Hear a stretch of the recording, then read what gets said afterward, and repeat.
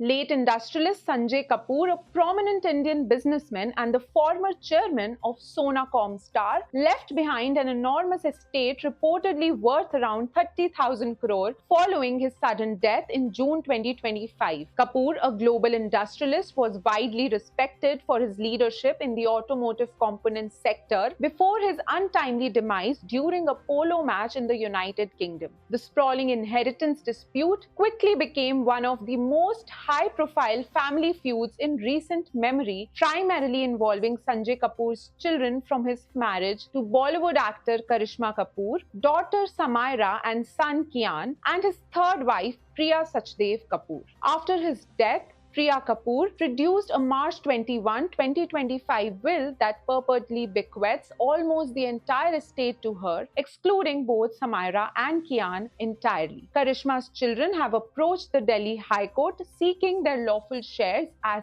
Class 1 heirs, challenging the authenticity of the will and asking the court to declare parts of it invalid. The children's petition, filed through their mother Karishma, makes explosive allegations. Though she has no personal claim over the estate, it is Karishma who has emerged the strategist, decision maker, and driving force behind the litigation. They claim that the will is manifestly forged and fabricated, pointing to multiple inconsistencies such as misspelled names, incorrect addresses, and the absence of digital footprints of their father's involvement in the document's execution. Senior advocate Mahesh Jethmalani, representing the siblings, described the will as the result of an alleged criminal conspiracy, asserting that Kapoor's signature appears dubious and that the document could not genuinely reflect his intentions.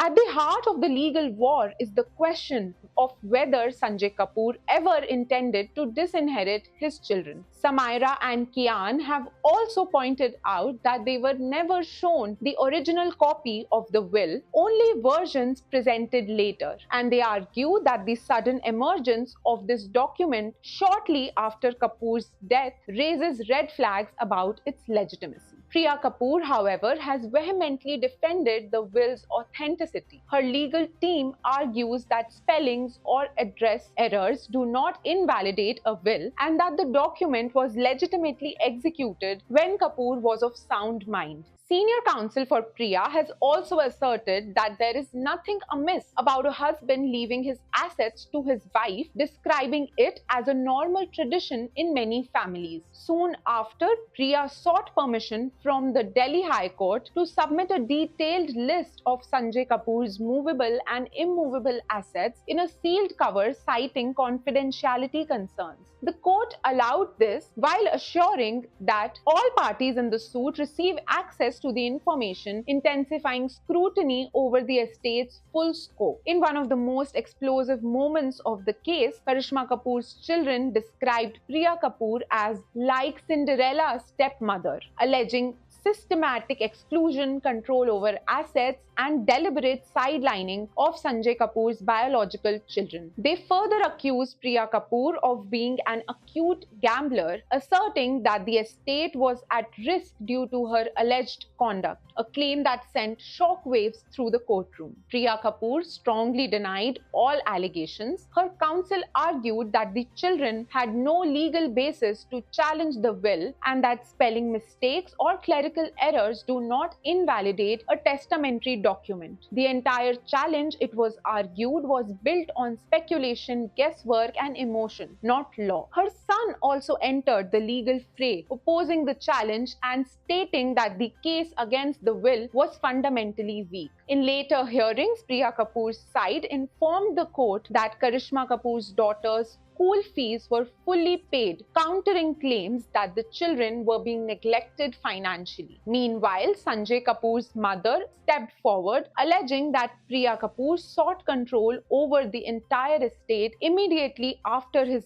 death, intensifying suspicions around intent and timing. As proceedings progressed, Karishma Kapoor's role became impossible to ignore. Though legally a non-party, she stood at the center of the storm, steering allegations and amplifying conflict. As of the latest hearing, the Delhi High Court continues to examine the authenticity of the will, the legality of excluding biological children, and whether the estate was sought to be controlled through questionable means. What is no longer in doubt is this. This is not just a property dispute, it is a brutal legal battle over legacy, trust, and truth. And the final verdict could redefine how India views inheritance, blended families, and contested wills at the highest level.